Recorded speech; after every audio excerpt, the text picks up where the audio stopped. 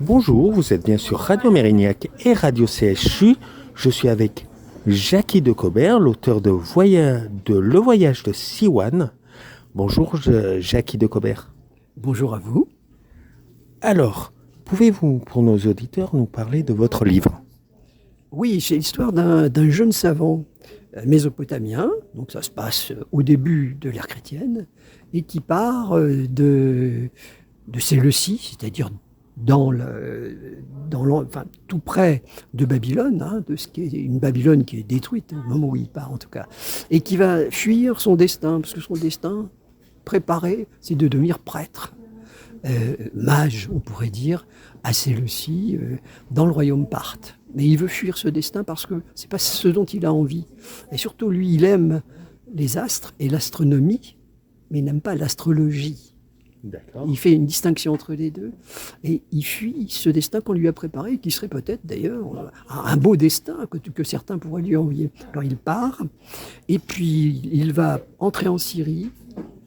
Ensuite, il passera par la Galilée, la Samarie, la Judée, et il va aller jusqu'à Alexandrie. Voilà, donc c'est une partie de voyage qui est très très longue, ça fait 1400 km à peu près.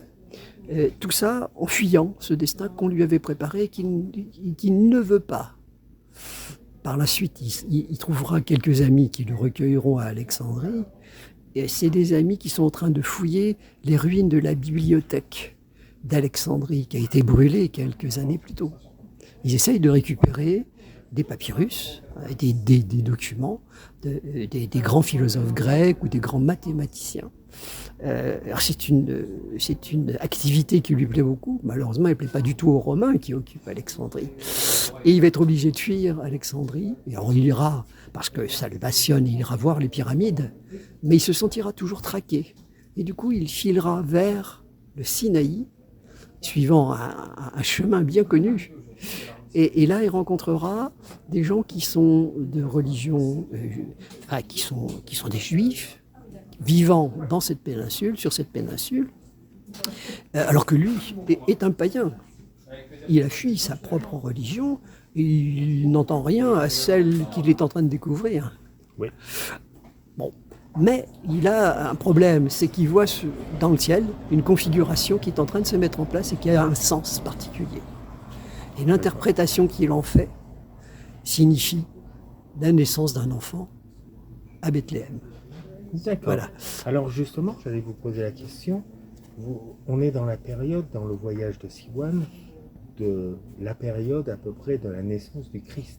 Bien sûr, bien sûr. Et c'est ce signe qui a été annoncé, auquel Siwan ne croit pas, mais que ses amis entendent.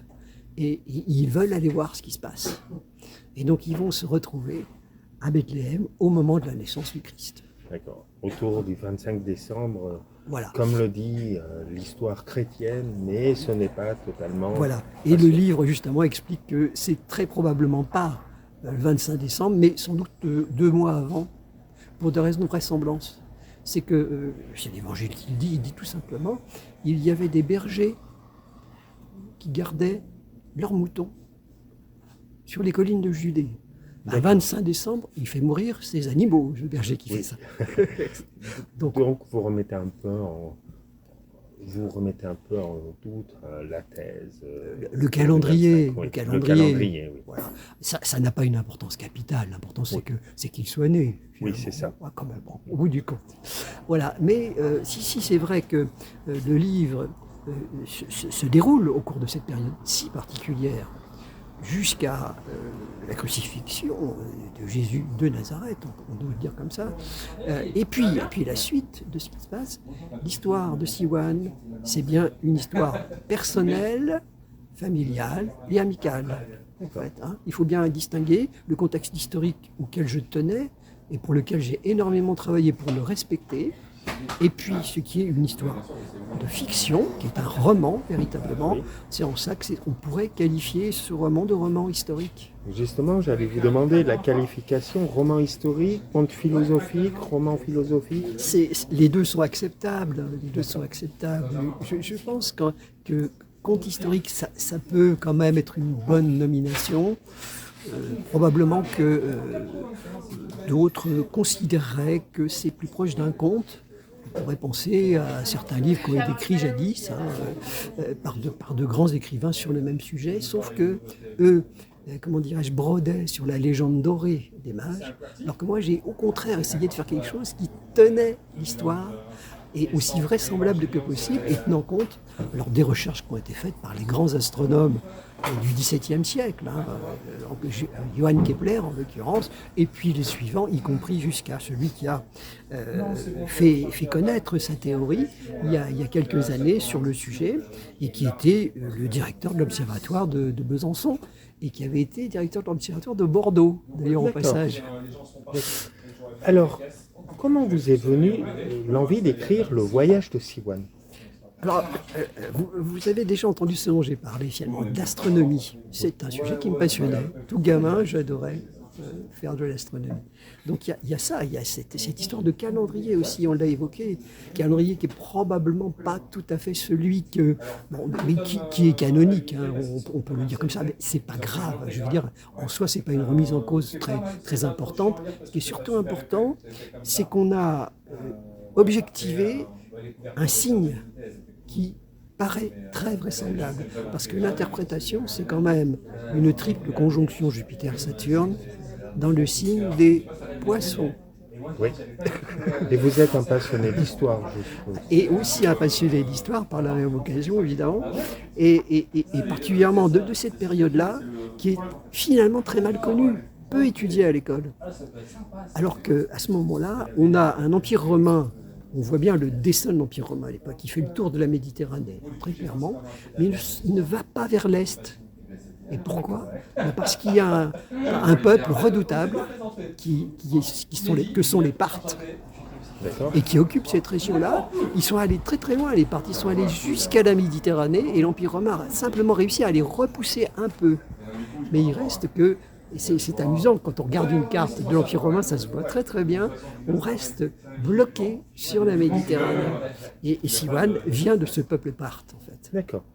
Alors dans votre livre, pour le jeune lecteur ou le lecteur, on apprend beaucoup de choses historiques, ou bien. Oui, il est bien clair que ce qui touche, on pourrait dire, à la saga familiale de Siwan, de ses amis, ça évidemment c'est une fiction. Tout le reste essaie vraiment avec autant de scrupules que possible de décrire l'histoire. Voilà. D'accord. Alors comment vous est venue la passion de l'écriture? Je suppose que ce n'était pas votre métier à l'origine. Non, ça n'était pas mon métier.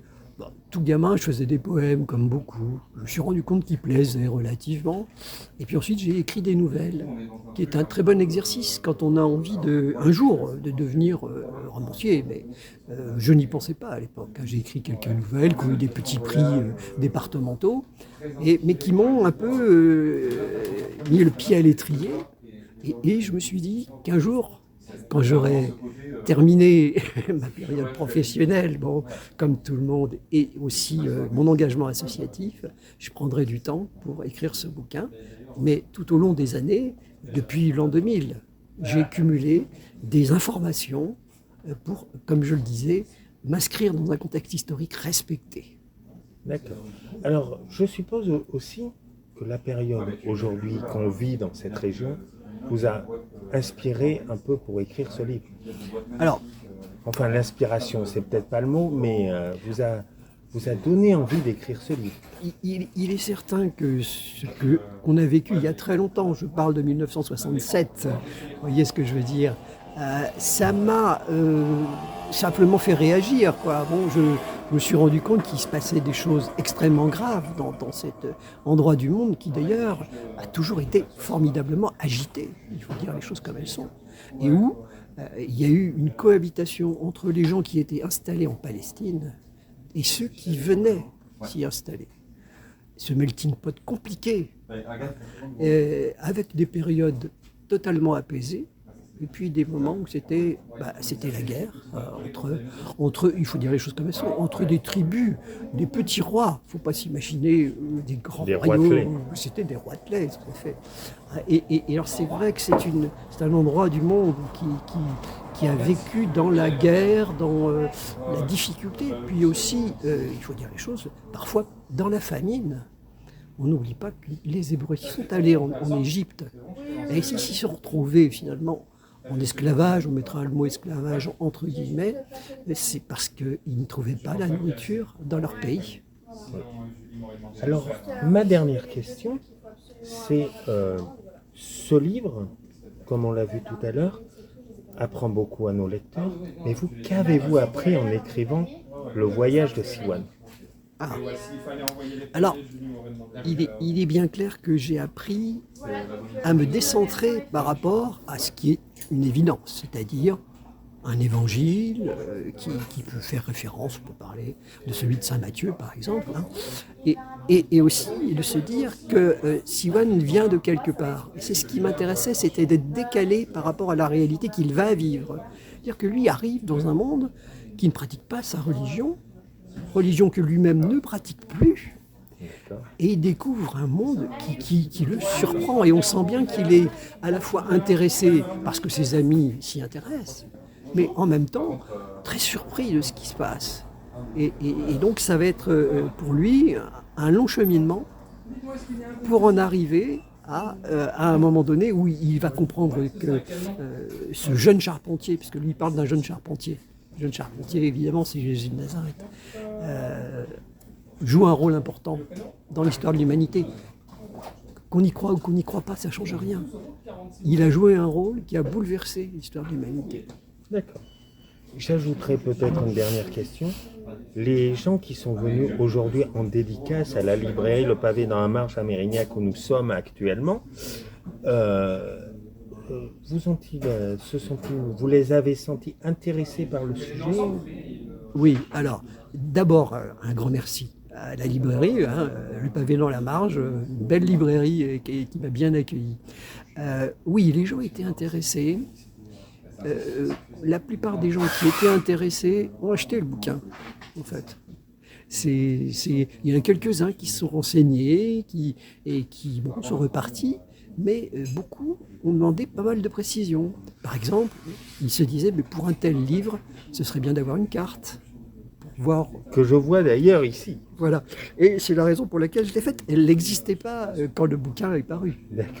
Mais c'est vrai que ça donne une idée de ce parcours très long et en même temps passionnant. Et on va d'une culture à l'autre. D'accord. Alors rappelons, Le voyage de Siwan, c'est aux éditions Spinel. Oui. Voilà, c'est écrit par Jackie de Cobert. Merci Jackie de Cobert d'avoir répondu à nos questions. Et on vous souhaite que ce livre trouve beaucoup de lectorat. Voilà. Je vous remercie, c'était un plaisir de vous répondre. Merci Jackie de Cobert. Merci.